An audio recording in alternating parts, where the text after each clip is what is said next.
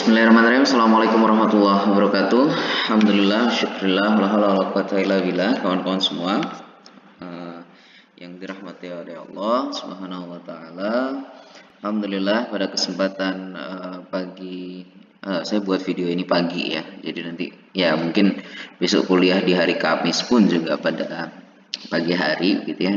Pada pagi hari ini di bulan Ramadan kita masih diberikan kesehatan, baik itu secara fisik, mental, maupun masih diberikan kesempatan untuk mengikuti atau menjalankan ibadah puasa sebagaimana yang dituntunkan oleh Allah dan Rasul-Nya. Oke, kawan-kawan, di pertemuan pertama ini saya mohon maaf belum bisa bertemu melalui Zoom maupun Google Meet begitu ya. Rencana mungkin nanti pertemuan ketiga atau bahkan nanti selepas libur puasa baru bisa kita ketemu secara virtual, dikarenakan pada hari Kamis yang sama gitu ya saya dijadwalkan untuk mendatangi prosesi lahiran istri saya begitu ya, di jam 7 juga, di hari Kamis jam 7. Jadi mohon doanya agar prosesi lahirannya bisa normal begitu ya. Jadi maksud saya baiklah, aman. Istri saya tanggal hari Kamis depan itu akan melaksanakan operasi sesar. Jadi saya mohon maaf baru bisa hanya membuatkan sebuah video presentasi terkait dengan pertemuan kita yang pertama gitu ya. Saya mau ingatkan sebelumnya, saya meminta kawan-kawan untuk mengikuti webinar dan mencatat atau merangkum hasil webinar yang diikuti pada minggu lalu ya. Dan hasil catatan tersebut saya minta untuk di-upload di di e-learning gitu ya. Oke, hari ini kita akan belajar sedikit mengenai kurs ya, dan valuta asing ya. Dalam ekonomi internasional, kurs dan valuta asing, kurs atau valuta asing ini menjadi suatu hal yang lumrah dilakukan, karena misalkan kita ambil contoh dalam satu hal, ada perdagangan internasional misalkan, di mana Anda diwajibkan untuk melakukan transaksi menggunakan uang yang masuk dalam kategori hard currency. Apa itu hard currency? Nanti di akhir akan saya bahas. Hard currency di awal intinya adalah mata uang yang dia memang diterima oleh banyak negara. Contoh US dollar ya, atau mungkin euro, atau mungkin yen ya di Jepang, atau mungkin mata uang dari Cina yuan gitu ya, banyak diterima oleh negara lain gitu ya. Sedangkan soft currency lawannya hard adalah soft gitu ya, seperti ya lawan katanya mata uang yang tidak banyak diterima oleh luar negeri. Indonesia mungkin ya, mungkin hanya diterima di negara ASEAN gitu ya, Indonesia, atau mungkin Zimbabwe mungkin ya, negara-negara yang tidak banyak menerima valuta asing tersebut gitu ya. Ini menjadi suatu hal yang penting. Oke, sebelum jauh kita berbicara tentang kurs mata uang asing ya, falas gitu ya, valuta asing, kita akan masuk pada pengertian uang. Saya rasa di mata kuliah ekonomi moneter untuk perbankan syariah dan mungkin ekonomi makro ya, ekonomi ya, ESY, PSY ya, ekonomi syariah dan perbankan syariah, pasti akan mendapatkan apa itu uang gitu ya. Pengertian uang adalah segala sesuatu yang dapat diterima secara umum sebagai alat tukar, alat pembayaran, dan merupakan alat kekayaan ya, paling tidak digunakan untuk penghitung kekayaan dan dapat digunakan untuk membayar utang dan lain sebagainya. Itu adalah pengertian uang gitu ya. Bagaimana uang itu dalam Islam begitu ya. Dalam Islam dia hanya berpikir tentang uang itu memiliki fungsi sebagai alat tukar dan satuan hitung. Ya. Alat tukar, satuan hitung gitu ya, juga dapat satuan hitung ya juga berarti kekayaan dan lain sebagainya. Dan juga bisa digunakan untuk pembayaran utang. Gitu ya. Nah, Ini adalah kriteria uang. Acceptability berarti diterima oleh banyak orang. Stability of value, nilainya secara uh, secara apa namanya, periodik dia selalu stabil begitu ya, tidak juga naik terlalu turun naik turun. Berarti kan kalau naik turun nanti masuk pada demand and supply-nya, berarti dia tidak bisa menjaga itu kestabilan itu. Jadi stabil secara nilai gitu ya. Lalu elastis dalam permintaan gitu ya. Dalam permintaan itu elastis ya. Kawan-kawan pasti pernah mempelajari di mata kuliah apa mungkin. Kalau ESG mungkin ekonomi manajerial ya, tentang elastisitas suatu barang begitu ya. Profitability ya, bagi ini sebagian orang menganggap bahwa uang itu bisa menghasilkan profit ya, diinvestasikan ya. Lalu durability, ada durable, ada apa namanya, daya tahannya cukup kuat dan bisa didistribusikan ya, distribution. Jadi bisa didistribusikan, bisa ya karena diterima oleh orang, bisa berpindah dari satu orang ke orang lain ya. Uang dicetak dari perum-peruri gitu ya, percetakan uang Indonesia, Republik Indonesia itu lalu disebarkan kepada masyarakat. Nah, itu bisa didistribusikan. Bisa jadi uang 10.000 yang dipegang Anda saat ini atau ada di dompet Anda saat ini, bisa jadi itu adalah uang yang ada dari Aceh misalnya. Jadi bisa berpindah, mudah berpindah, bisa diterima dan lain sebagainya. Ya, fungsi uang paling tidak ada 4 ini. Yang pertama adalah sebagai alat pembayaran, ya, tentu saja sebagai alat penyimpan nilai kekayaan, gitu ya. Biasanya Anda misalkan melihat orang terkaya di Forbes, misalkan dari Forbes atau dari Times, menurut majalah Times. Wah, ini siapa begitu kan, kekayaannya biasanya akan dihitung dalam satuan moneter. Kekayaannya sekian US dollar atau sekian triliun rupiah gitu ya. Nah, itu masuk nomor 3 ya, sebagai alat kesatuan hitung kekayaan itu. Nah, dan yang terakhir adalah sebagai komoditas gitu ya. Oke, baik, saya lanjutkan. Nah, kita masuk kepada valuta asing. Apa itu valuta asing?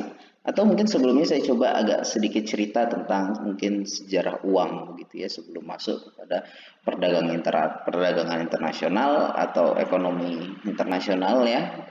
Lalu akhirnya masuk pada pertukaran falas.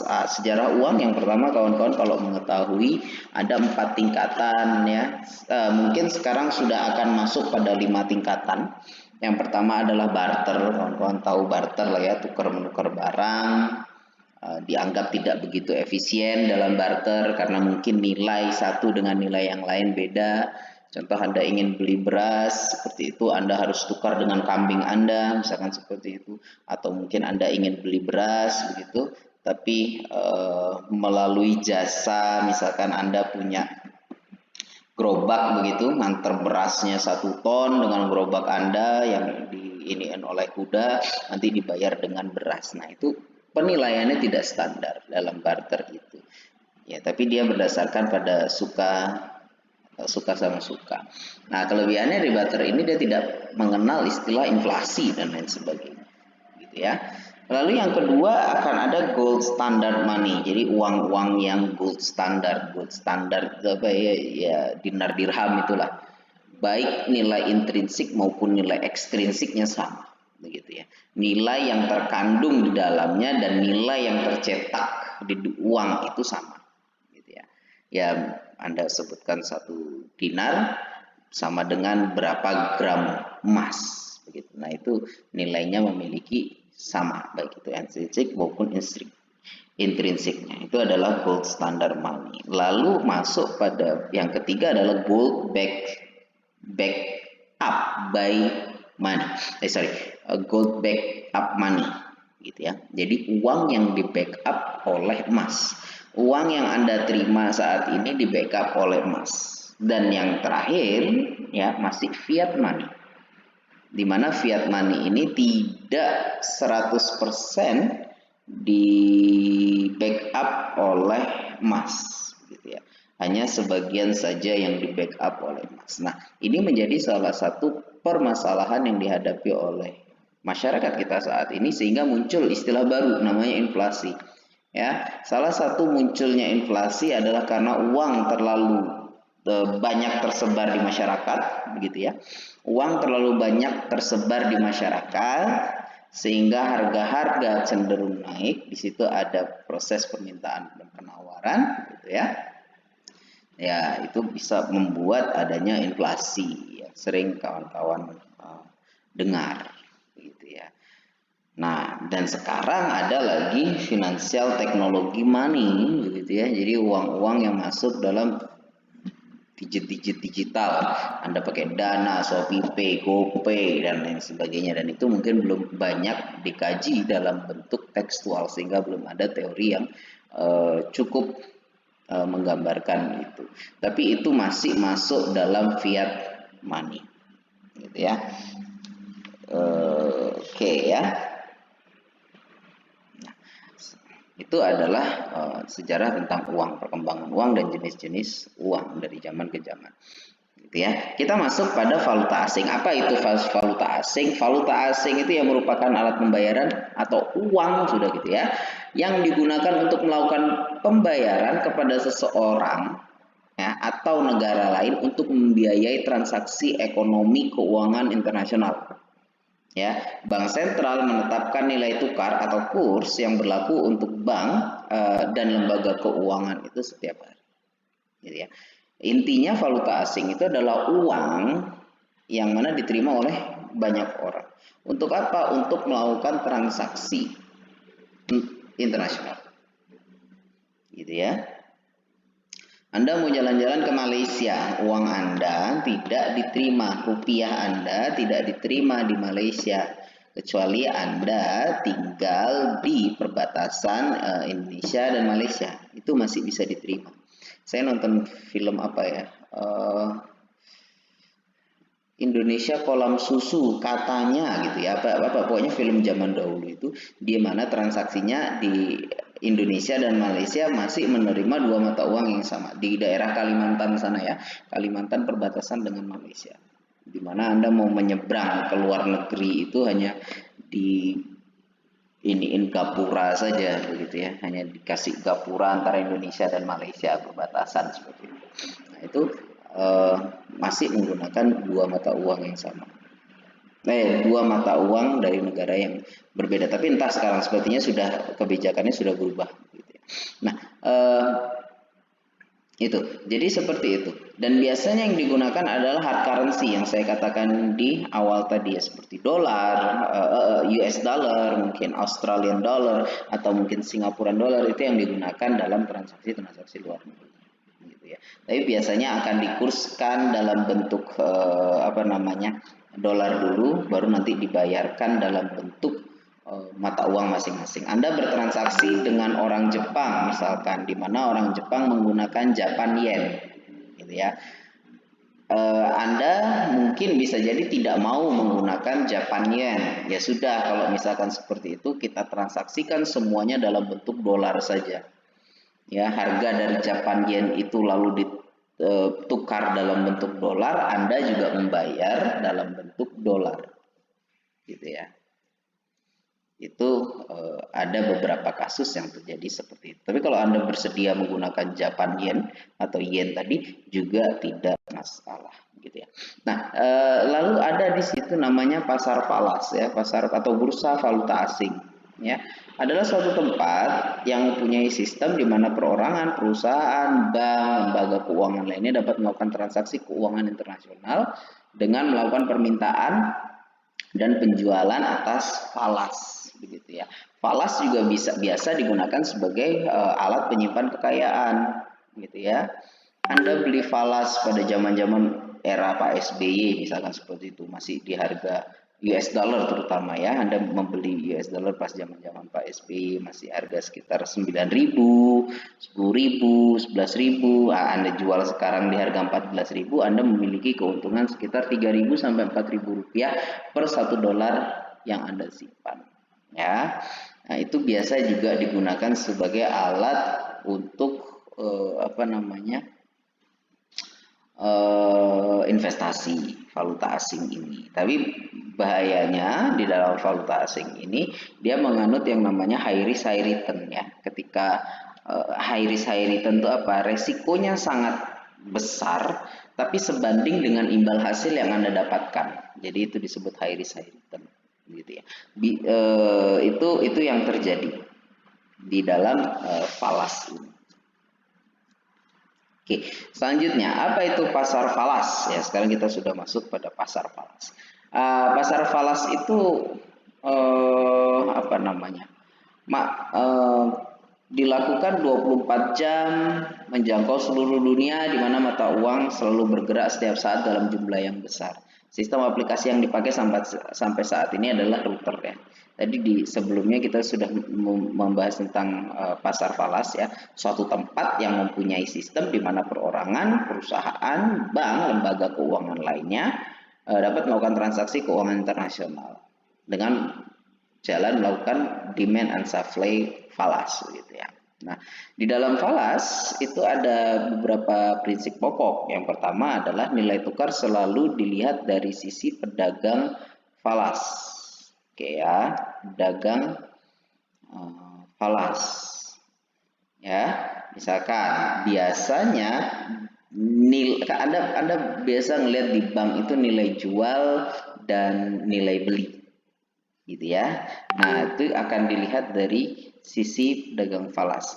Ketika Anda mengatakan nilai beli, biasanya nilai beli itu harganya lebih rendah. Oke ya, nilai beli biasanya nilainya lebih rendah ketimbang nilai jual. Maksudnya nilai beli itu apa? Saya pedagang membeli uang Anda, gitu ya, uang falas yang Anda miliki dengan harga 14.000 misalnya. Sedangkan nilai jualnya adalah saya pedagang ya, money changer menjual uang ini kepada Anda seharga sekian. Nah, itu yang disebut dengan nilai tukar selalu dilihat dari sisi pedagang falas. Lalu yang kedua, nilai tukar jual lebih tinggi dari nilai tukar beli yang tadi saya bilang ya. Agar si pedagang atau money changer itu mendapatkan spread keuntungan antara jual dan beli. Gitu ya. Lalu yang ketiga, harus ada nilai tukar lawan dalam suatu transaksi. Jika tidak ada nilai tukar, maka tidak dapat terjadi transaksi. Maksudnya apa? Harus ada nilai tukar ini. US dollar dengan Indonesia rupiah pasti akan ada nilai tukarnya antara satu US dollar sama dengan 14.000. Ya kalau misalkan tidak terjadi, tidak ada kayak gitu, ya sama aja kayak Anda transaksi misalkan Anda nuker uang 50 ribuan karena tukang parkir nggak ada kembalian dari Anda pingin parkir, Anda tukar dengan pedagang 50 ribu menjadi 10 ribuan 5 misalkan seperti itu. Akan hanya terjadi penukaran saja, tidak ada transaksi konversi dari nilai tukar tersebut. Gitu ya. Oke. Baik. Nah, fungsi dari bursa valuta asing tadi ya adalah dia menyelenggarakan transaksi pembayaran internasional, menyediakan fasilitas kredit jangka pendek yang biasanya dimiliki oleh bank-bank ya untuk pembayaran internasional, kredit jangka pendek ya, memberikan fasilitas hedging ya, tindakan usahawan atau pedagang falas untuk menghindari risiko kerugian atas fluktuasi nilai tukar valuta asing. Jadi hedging itu ada macam-macam, ada spot, ada forward, ada option dan lain sebagainya. Itu masuk dalam lindung nilai. Bagaimana fasilitas hedging ini digunakan oleh perusahaan untuk menghindari adanya resiko kerugian atas fluktuasi pasar. Contohnya begini. Anda membeli motor dari Jepang atau mungkin dari Amerika, motor gede Harley Davidson, harganya adalah anggap 25.000 dolar gitu ya. Kurs saat ini adalah 14.500 misalkan. Kalau Anda tidak hedging, kalau Anda bayar tunai saat ini 14.500, Anda akan dapat harga 14.500 seharga yang akan dikonversikan dengan 25.000 US dollar gitu ya. Tapi kalau Anda bayarnya nanti begitu ya. Jadi misalkan Anda bilang oke, harga sekarang 25.000 US dollar, kalau misalkan Anda bayar dengan uang rupiah harganya 14.500 kali 25.000 US dollar. Oke deh, tapi saya nggak bisa bayar sekarang. Anda bilang seperti itu. Nanti kalau motornya sudah datang, motor sudah saya cek segala macam, oke, deal baru saya bayar. Nah, ada kemungkinan dari motor gede itu ya, dari Amerika misalkan langsung benar-benar diekspor ke Indonesia. Motor gede itu sampai ke Indonesia, ada spare waktu yang akan ada kemungkinan nilai uang kita apresiasi atau depresiasi. Kalau apresiasi dia menguat, berarti 1 US dollar menjadi 14.300, tapi kalau depresiasi dia misalkan dari 1 US dollar menjadi 14.600 gitu ya. Nah, karena Anda takut akan nanti bisa jadi nilai tukarnya jadi lebih mahal begitu ya. Jadi 1 US dollar jadi 14.600 begitu ya. Lalu Anda melakukan ambil hedging ini. Oke. Saya bayarnya tapi nanti dengan harga kurs 14.550. Ya, 1 US dollar sama dengan 14.550 itu bisa terjadi di bursa valuta asing ini. Sehingga ketika nanti harganya naik menjadi 14.700, Anda tetap membayar sebesar 14.550. Ya, tapi jika harganya turun menjadi 14.300, Anda juga harus membayar sebesar 14.550.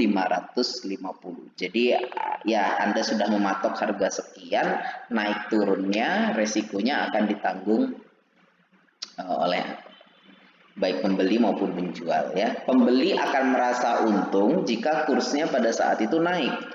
Ya, dia mendapatkan keuntungan lebih besar, pembayaran yang lebih kecil daripada kurs saat itu. Sedangkan penjual akan mendapatkan untung jika kursnya pada saat itu turun, sehingga penjual mendapatkan pembayaran yang lebih besar ya daripada yang seharusnya diterima. Gitu kira-kira. Ya, itu adalah salah satu gambaran hedging. Oke ya. Nah, lalu kita masuk pada tujuan melakukan transaksi, terutama transaksi internasional, gitu ya. Yang pertama adalah bagaimana dalam suatu negara dan negara lain itu dapat mentransfer daya beli antar negara, gitu ya. Indonesia tidak bisa mengelola, belum bisa mengolah minyak mentahnya untuk sampai menjadi BBM. Gitu ya. Atau mungkin kapasitas produksi minyak mentah kita belum dapat memenuhi kebutuhan kebutuhan dalam negeri, kebutuhan domestik, sehingga dia perlu adanya perjanjian mungkin dengan luar negeri dan lain sebagainya. Gitu ya. Jadi bisa mentransfer daya beli antar negara. Yang sana bisa mendapatkan keuntungan lebih, kita juga bisa merubah barang yang kita miliki dari minyak mentah menjadi BBM yang bisa dipakai, sehingga itu bisa meningkatkan value dari barang tersebut dan bisa digunakan oleh masyarakat ya. Lalu kirim uang ke luar negeri ya, kemudahan dalam berbelanja. Kalau misalkan melihat itu kemudahan untuk belanja di luar negeri sekarang sudah sangat mudah, dikarenakan salah satunya adalah dengan adanya valuta asing ini. Ya, kalau Anda berbicara bahkan sekarang kayak di Alibaba atau di Shopee segala macam, ada tulisan biasanya di marketplace itu dikirim dari luar negeri. Anda sudah melakukan tindakan impor barang seperti itu kan. Walaupun Anda bayarnya menggunakan uang rupiah begitu. Tapi ya Anda juga melakukan ini. Dan nanti pasti sampai sana uangnya, ketika sampai sana akan dikonversikan menjadi mata uang sana, tidak dengan uang rupiah yang Anda inikan gitu ya. Nah, ada juga kemungkinan untuk spekulasi seperti yang di awal saya bilang tadi, ketika Anda membeli uang pada saat zaman SBY 9 ribuan, Anda jual sekarang 14 ribuan per US dollar misalkan. Nah, itu ada biasa digunakan untuk spekulasi. Bahkan trader-trader jangka pendek yang main di falas itu juga melakukan hal ini. Anda pernah melihat binomo mungkin, Anda mungkin pernah melihat di YouTube itu FX trading gitu ya, yang biasa sering muncul di iklan-iklan. FX itu kan foreign exchange, jadi ya kayak valuta asing, tukar valuta asing cuma pakai bahasa Inggris. Nah itu yang Anda memprediksi apakah nilai ini akan naik atau turun, nah segala macam itu iklannya. Nah itu biasa digunakan juga untuk ini ya, spekulasi tujuan ya. Nah, cari untung dengan cara apa? Memanfaatkan spread ya. Spread itu adalah selisih antara nilai beli Anda dengan nilai jual Anda, dan juga konsep waktu. Kalau kawan-kawan mungkin belajar di materi-materi awal ekonomi Islam terkait dengan time value of money atau versus economic value of time, itu kawan-kawan akan bisa mendapatkan ini ya. Dan ada juga dari mendapatkan untungnya dari transaksi borrowing, pinjam, dan juga placement, kawan-kawan menaruh uangnya di sana gitu ya. Lalu yang kedua bisa juga dengan melakukan penempatan atas kelebihan dana dengan suku bunga seefisien mungkin gitu ya. Kawan-kawan kalau pernah melihat ke bank-bank devisa, contoh Bank BNI, Bank CIMB, di situ ada Anda bisa deposito dengan menggunakan kurs mata uang bukan rupiah. Nah, itu bisa diinikan dengan menggunakan falas. Itu juga menjadi salah satu tujuan melakukan transaksi valuta asing ya. Lalu yang selanjutnya adalah menutupi kekurangan likuiditas dengan biaya seefisien mungkin. Ini biasanya dilakukan oleh bank ya, karena terkadang likuiditas di satu bank dengan bank yang lain itu menjadi suatu hal yang perlu dijaga, sehingga dengan menggunakan itu bisa tertutupi, terutama mana bank-bank tersebut yang menarik uangnya atau nasabah tersebut menarik uangnya bukan dalam bentuk rupiah tapi dengan menggunakan valuta asing ya. Lalu yang selanjutnya adalah memelihara likuiditas seefisien mungkin dengan berpedoman pada reserve requirement. Ini yang biasanya disebut dengan giro wajib minimum. Ini kembali kepada konsep uang yang ada di awal tadi, begitu ya. Dimana fiat money itu dari 1 juta yang ditabung bisa bubbling menjadi 100% ya. Jadi bisa dikembangkan menjadi 1 juta lagi tanpa apapun. Contoh misalkan giro wajib minimumnya sekarang berada pada kisaran 5%, begitu ya. Dari setiap uang yang Anda tabung, Anda depositokan, Anda berikan dalam bentuk giro sebesar 1 juta rupiah, akan dipotong 5%, yang mana 5% itu dimasukkan dalam reserve requirement atau cadangan minimum yang harus dimiliki oleh bank tersebut ya. Dari uang yang difunding ya, diambil, dikolek dari masyarakat dalam bentuk tabungan deposito giro, disisihkan 5% untuk masuk dalam reserve requirement. Sisanya baru bisa diputar dalam bentuk ya, kalau misalkan konvensional ya dalam bentuk kredit. Jadi kalau dalam bentuk syariah bisa disebarkan dalam bentuk mungkin murabahah, mudharabah, musyarakah, dan lain sebagainya. Oke ya. Nah, ini yang tadi saya bilang di awal ya, currency kategori ada hard dan soft gitu ya.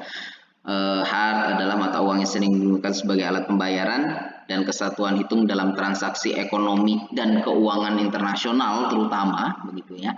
Dan nilainya relatif stabil, kadang-kadang ada terjadi apresiasi atau kenaikan dibandingkan dengan mata uang lainnya.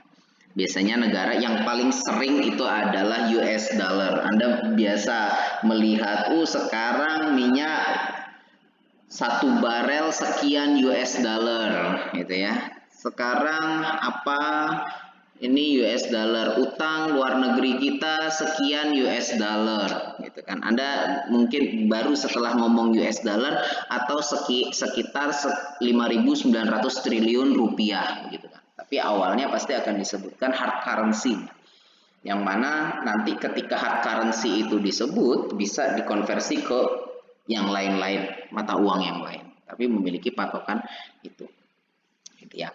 Sedangkan soft currency yang tadi saya gunakan sebagai alat pembayaran yang jarang digunakan sebagai alat pembayaran, terutama pembayaran internasional dan kesatuan hitung dalam transaksi ekonomi serta keuangan internasional. Itu jarang digunakan. Nilainya tidak stabil, ya kadang-kadang mengalami depresiasi atau penurunan. Ya kadang-kadang juga mengalami apresiasi juga. Gitu ya. Nah, biasanya valuta asing juga di backup dengan cadangan devisa, gitu ya. Cadangan devisa negara yaitu merupakan sebuah total valuta asing yang dimiliki oleh pemerintah dan swasta dari suatu negara. Ya, itu adalah cadangan devisa negara. Ya, besarnya cadangan devisa negara dapat dilihat dari posisi balance of payment, ya, pada neraca pembayaran internasional suatu negara.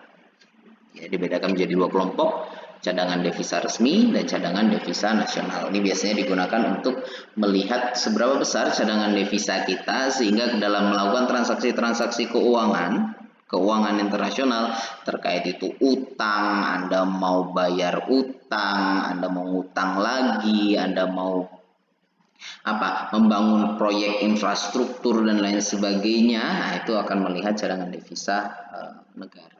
Mampu nggak dia nanti dalam membayar utangnya, dia akan melihat neraca pembayaran. Biasanya Anda akan sering mendengar yang namanya minus neraca pembayaran. Nah, itu dimana dilihat dari nilai impor yang lebih kecil nilai impor yang lebih besar ketimbang nilai ekspor, sehingga ada selisih rugi dari neraca pembayaran. Oke ya. Nah, metode translasi mata uang asing begitu ya ada 3. Yang pertama adalah kurs tunggal, yang kedua adalah kurs berganda, dan yang terakhir adalah kurs mengambang, floating rate biasanya.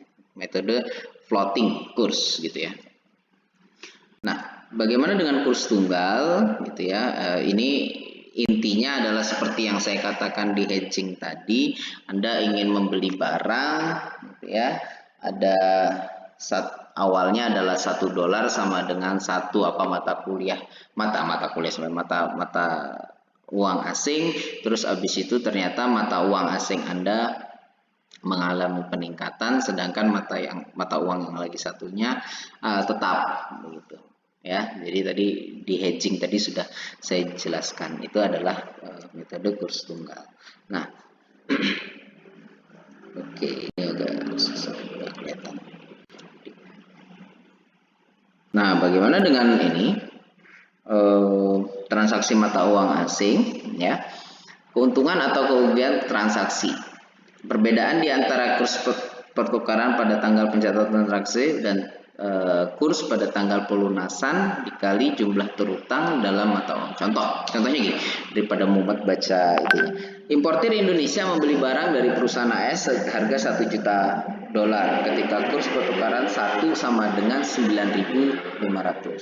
Perusahaan Indonesia membayar utang dalam 30 hari ketika kurs naik gitu ya menjadi 1:1.600 gitu ya, maka akan terjadi kerugian sebesar $100.000 gitu. Ini yang saya jelaskan tadi di awal ya, keuntungan dan oke, ini adalah terkait dengan penawaran jual dan beli gitu ya. Penawaran jual dan beli dinyatakan dalam nilai tukar kurs tertentu. Caranya dinyatakan dengan direct quotation atau indirect quotation. Apa itu direct quotation dan indirect quotation? Jadi kalau misalkan direct quotation itu gitu ya, US dollar sebagai acuan atau yang ditulis di depan mata uang lainnya. Contoh seperti ini ya, direct quotation itu utang negara kita adalah 5.900 triliun US dollar misalkan seperti itu. Nah, itu adalah direct quotation. Anda tidak perlu mengatakannya. Jadi Anda mengatakan utang kita adalah sekian US dollar. Nah, indirect quotation-nya baru Anda katakan selanjutnya atau sekitar sekian ratus triliun. Nah, itu adalah direct quotation atau indirect quotation. Itu adalah penyebutan saja gitu ya. Itu mungkin ini adalah waktu dalam pasar internasional gitu ya, pasar falas ini waktu-waktunya. Jadi setiap setiap hari dia akan buka Jakarta jam sekian sampai jam sekian, Eropa dari jam sekian sampai jam sekian, begitu semua. Jadi setiap hari pasti akan ada perputaran mata uang dalam valuta asing. Ya, oke, thank you. Mungkin cukup sekian presentasi saya dalam mata kuliah ekonomi internasional, khususnya pada pembahasan mengenai valuta asing. Terima kasih. Saya akhiri. Assalamualaikum warahmatullahi wabarakatuh.